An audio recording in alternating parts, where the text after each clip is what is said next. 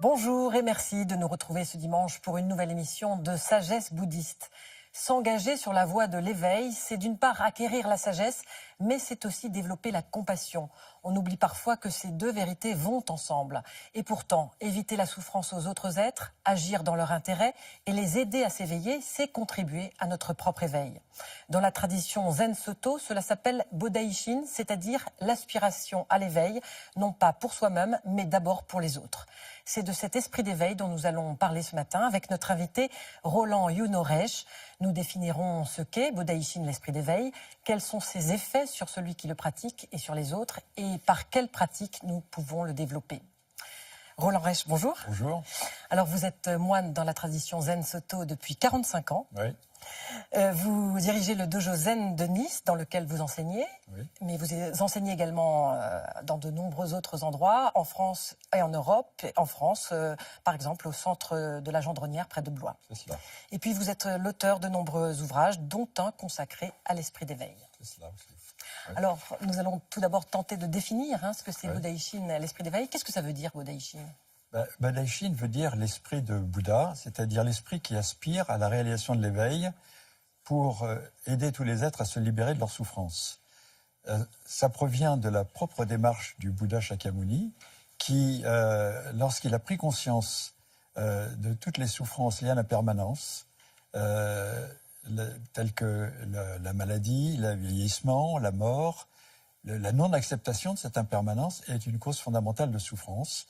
Et il a fait le vœu à ce moment-là de trouver un remède à cette souffrance en s'engageant dans la voie spirituelle.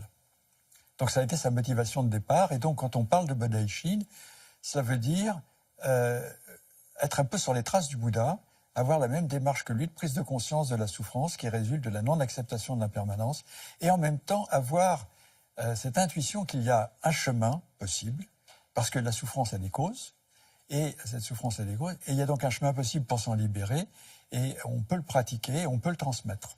Est-ce que vous pouvez nous expliquer l'étymologie de Bodhaishin, peut-être ? Alors, en sanskrit, c'est bodhicitta, et bodhi, ça veut dire l'éveil, et chitta, c'est l'esprit, donc l'esprit qui aspire à l'éveil.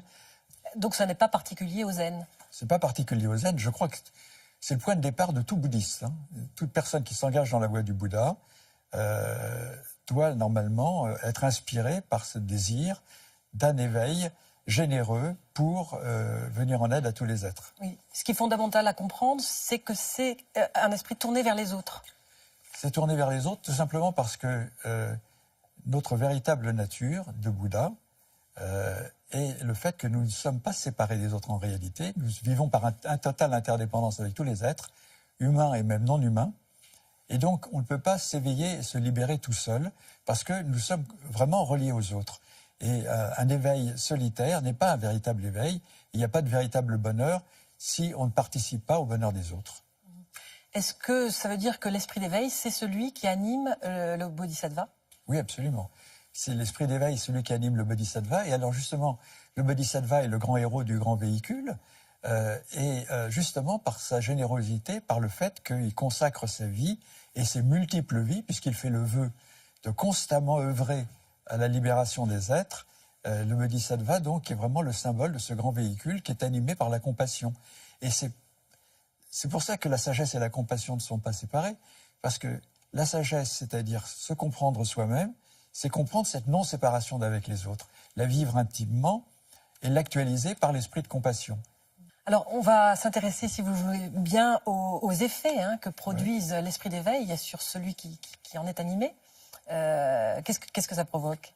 Oui, alors d'abord, l'esprit d'éveil, ça nous libère nous-mêmes de nos propres attachements, puisque ça nous incite à la compassion, à l'attention aux autres. Ça nous incite donc aussi à être constamment conscient de l'impermanence. Donc, ça nous empêche de rester attachés à nous-mêmes, à nos propres objets d'attachement. Donc, le fait d'être conscient de cette impermanence est déjà source de libération.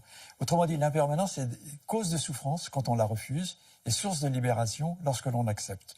C'est pour ça que j'insiste beaucoup sur le fait que Bodhaishin est enraciné dans cette prise de conscience de l'impermanence et surtout dans la possibilité de l'accepter.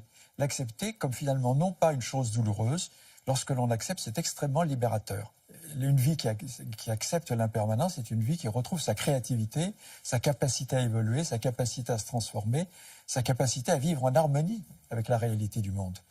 Roland Reich, pour parvenir à cet esprit d'éveil, que faut-il développer avant tout? Donc il faut être toujours conscient de l'impermanence. Tout n'existe que par des relations d'interdépendance et cela fait que rien ne reste fixe. Le jeu de l'interdépendance fait que tout change constamment. Et donc, tout ce qui naît est appelé à mourir, tout ce qui apparaît est appelé à disparaître.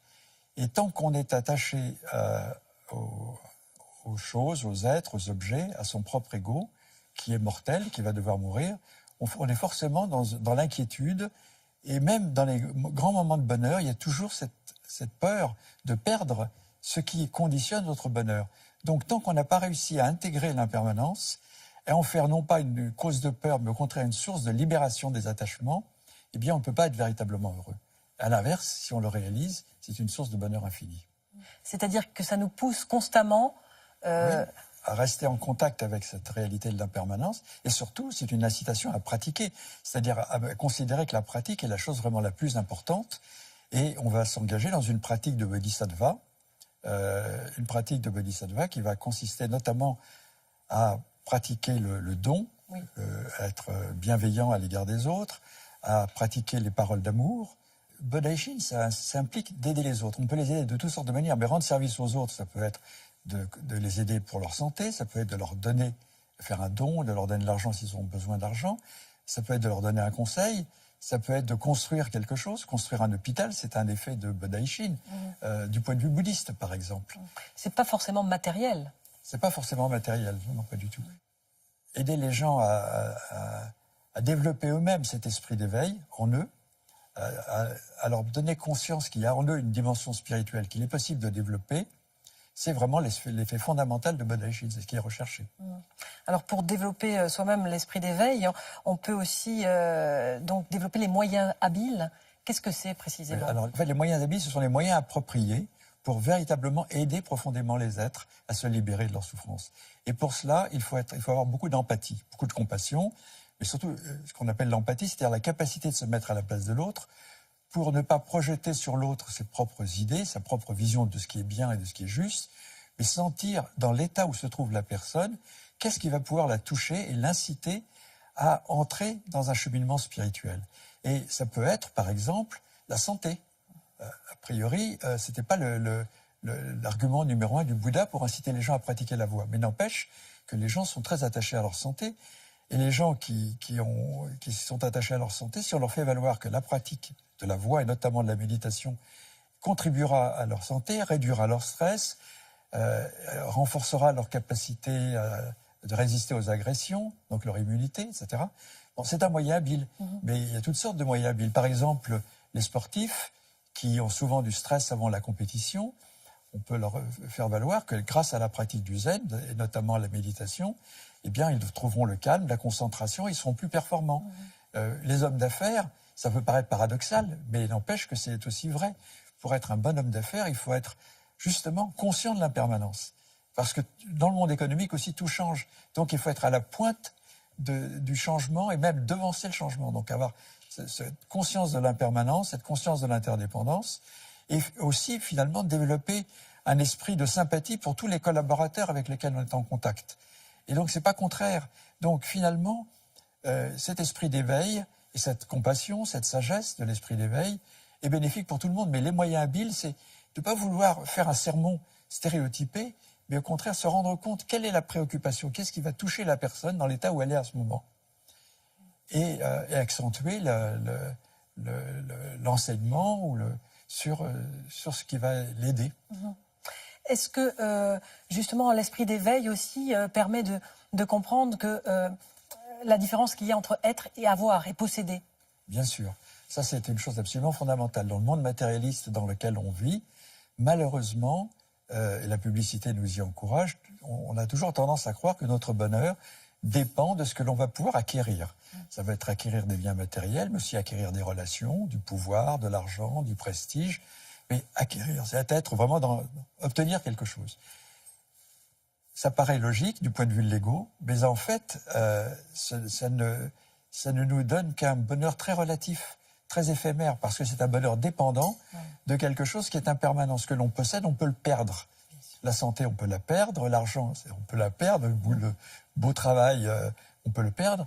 Et donc, tant qu'on n'est pas ancré dans une autre dimension complémentaire, qui est la dimension de l'être, qui est une dimension d'être éveillé à la véritable nature de notre existence, et de vivre en harmonie avec cela, justement en développant une attitude généreuse, en développant une attitude de compassion, en étant coopérant avec les autres, en cultivant, autrement dit, notre manière d'être dans le monde, qui soit en harmonie avec le dharma, avec la voie.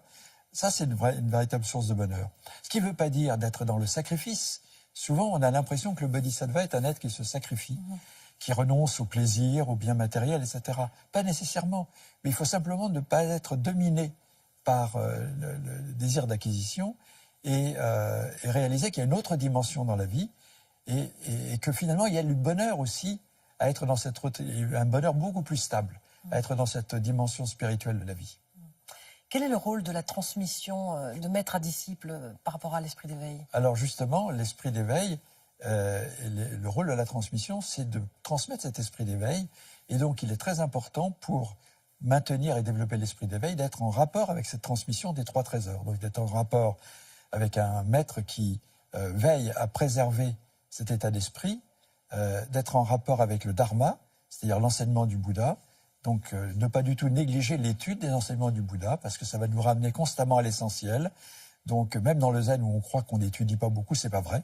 Dans le zen, on doit étudier les sutras, les enseignements du Bouddha. Et puis, la sangha, la communauté, est un excellent stimulant, est un lieu aussi dans lequel on peut exercer cet esprit d'éveil et cet esprit de solidarité avec les autres. Et donc, c'est une communauté, voilà, très stimulante pour encourager Bodhaïshin.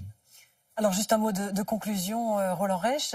Est-ce que tout le monde peut développer l'esprit d'éveil? Alors, bien sûr, tout le monde peut développer l'esprit d'éveil, parce que tout le monde a l'esprit, tout le monde a cette nature de Bouddha, et que finalement, on ne peut véritablement, comme je l'ai déjà dit, être heureux qu'en lui permettant de s'épanouir. Mais surtout, je crois que on a fondamentalement en nous, nous sommes des êtres religieux. Et le mot religieux, malheureusement, nous sommes dans une émission religieuse, mais le mot religieux, maintenant, attire beaucoup de suspicions parce que les institutions religieuses ont commis malheureusement pas mal d'erreurs dans le passé. Et donc, du coup, on se méfie du mot religieux. Mais moi, je crois qu'il faut revenir à un véritable esprit religieux d'avant les religions, d'avant le fait que les religions se sclérosent dans des institutions et retrouver l'élan initial, qui est un élan toujours généreux. Chez le Christ, c'était vraiment l'amour universel qu'il a transmis. Chez le Bouddha, c'était la compassion universelle. Et c'est toujours cet élan vers les autres dans l'esprit religieux. Et je crois qu'on vit dans un monde où beaucoup de gens souffrent de l'égoïsme, de la violence, de l'individualisme, et qu'on a vraiment besoin de retrouver cet esprit religieux d'avant les religions. Autrement dit, de retrouver la dimension spirituelle de notre vie, qui est la condition du véritable bonheur. Voilà, ce sera le mot de la fin. Merci d'avoir répondu à nos questions, Roland Reich. Pour terminer, voici à présent quelques suggestions de lecture. Tout d'abord, Bodhaïshin, l'esprit d'éveil, de notre invité Roland Yuno Reich, édition Yuno Kusen, que l'on peut trouver au dojo de Nice. L'ouvrage décrit avec une grande précision ce qu'est cette aspiration à l'éveil, ce qu'elle apporte et comment on peut la développer au quotidien avec la pratique de Zazen. Sutra Zen, aux éditions Le Relier, on trouve dans ce livre les principaux sutras zen chantés dans tous les temples et dojo zen. Et puis La marche à la lumière de Chanditeva aux éditions France Loisirs. Voilà, c'est la fin de notre émission. Merci de l'avoir suivie. Vous pouvez la revoir toute la semaine sur le site internet de France 2 en consultant plus.fr. Nous vous souhaitons à tous un très bon dimanche. À la semaine prochaine.